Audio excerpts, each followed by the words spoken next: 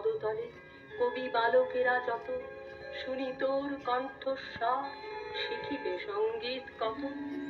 এই নে আমার বিনা, দিনু তোরই উপহার, যে গান গাহিতে সাধ, ধ্বনিবে ইহার তার।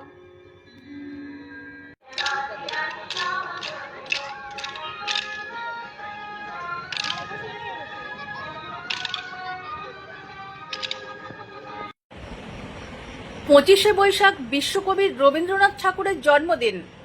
আমাদের জীবনে কবিগুরু রবীন্দ্রনাথ ঠাকুরের অবদান অমূল্য। আজ প্রায় নানা স্কুলে, নানা প্রতিষ্ঠানে, ক্লাবে রবীন্দ্রনাথ ঠাকুরের গান, কবিতা, নাটক করা হয়ে থাকে। এই দিনটি খুব সুন্দর করে পালন করা হয়। ঠিক তেমনি এমন এক সংস্থা নিক্কন, যা 1994 সালের 1 জানুয়ারি সেই দিন থেকেই নানা রকম কাজের সাথে আজকের এই দিনটি সকাল থেকে সুন্দরভাবে পালন করে থাকেন। সকালে প্রভাত ফেরি করে তারপর রবীন্দ্রনাথ ঠাকুরের নাচ, গান, নাটক ইত্যাদি করা হয়। আজকের এই দিনটি সকলেই সুন্দরভাবে পালন করে থাকেন। বালি থেকে পাপ্পু মুখার্জির রিপোর্ট। নিক্কন 1994 সালে প্রতিষ্ঠিত হয়েছে 1 জানুয়ারি।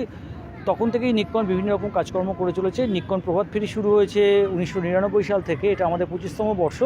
যদিও 2021 সালে যখন করোনার মহামারী ছিল, সে বছরটা আমরা অনলাইন অনুষ্ঠান করেছিলাম, সে বছর আমরা বেরোতে পারিনি। এছাড়াও নিক্কন একটি মেলা করে, নিক্কন সাংস্কৃতিক মেলা, যেটা বহু বছর হয়েছে কবি শঙ্কর ঘোষের অভিভাবকত্বে। আমাদের সন্দীপ রায় থেকে স্বাগতলক্ষ্মী দাশগুপ্ত বা এরকম গুণী মানুষজনরা আমাদেরকে আশীর্বাদ দিয়ে এসছেন। নির্মলা মিশ্র থেকে শুরু করে আরও যে গুণী মানুষজনরা, তারা আমাদের সঙ্গে আজীবন ছিলেন অমর পাল, আরও এরকম গুণী মানুষজন এখনও রয়েছেন। আর কিছু অনুষ্ঠান আমাদের 25শে বৈশাখে যেমন প্রভাত ফেরি হয়, তার পাশাপাশি নিক্কন সাংস্কৃতিক মেলা হয় প্রতি বছর জানুয়ারি মাসের দ্বিতীয় বা তৃতীয় সপ্তাহে হয়। এই মেলাটি হতো কবি শঙ্কর ঘোষের অভিভাবকত্বে।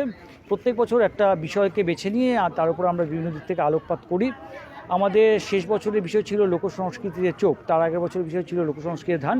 সেটাও আমাদের 20তম বর্ষ পেরিয়েছে। এবছর আমাদের বিশেষ বন্ধু হিসাবে এসেছিলেন রূপম ইসলাম। এর পাশাপাশি সরঞ্জিৎ চক্রবর্তী, বিমল চক্রবর্তী, মৌসুমী সাহা, সুপ্রিয় দত্ত, এরাও আমাদের সদস্য হিসাবে আমাদের এই মেলায় উপস্থিত ছিলেন। আপনার পরিচয়? আমি নিক্কনের সম্পাদক পার্থ নাগ কথা।